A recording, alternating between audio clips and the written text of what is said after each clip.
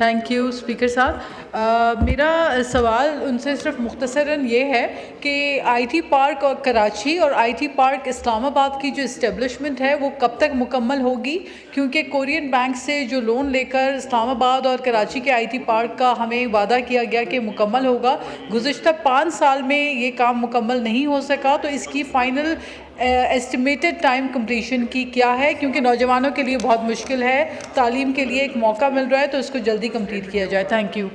शुक्रिया। सबीन गौरी जी thank you sir. वैसे तो ये क्वेश्चन जो है वो रिपीट हुआ है, बट आईटी पार्क इस्लामाबाद जो है वो ऑलमोस्ट कंप्लीशन पे है। आई थिंक उसका 90 बल्कि मोर देन 90% काम जो है वो कंप्लीट हो चुका है। दिसंबर और जनवरी में, दिसंबर तक का टाइम था, मोस्ट प्रोबेबली दिसंबर नहीं तो जनवरी फरवरी तक वो ऑपरेशनल हो जाएगा। इस्लामाबाद आईटी पार्क के स्टार्ट होने के बाद इंशाल्लाह हम तकरीबन 7,500 जॉब्स जो है वो और 60 मिलियन की जो एनुअल एक्सपोर्टर्स में कंट्रीब्यूट कर सकेंगे। सेकेंडली जो आईटी पार्क कराची है वो पहले अनाउंस हुआ था और वो तकरीबन जो है वो उसके इस्टेब्लिश होने से हमें 13,500 जॉब्स और तकरीबन 90 मिलियन की जो एक्सपोर्ट है उसमें हम कंट्रीब्यूट कर सकेंगे।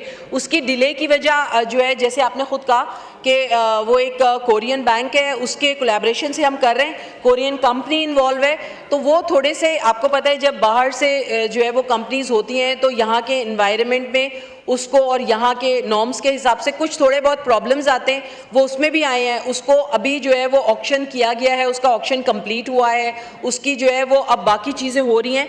बाय द एंड ऑफ 2027 अब उसको ले जाया गया है, उसकी डेडलाइन दी गई है कि बाय द एंड ऑफ 2027 जो है वो आईटी पार्क कराची भी कंप्लीट हो जाएगा।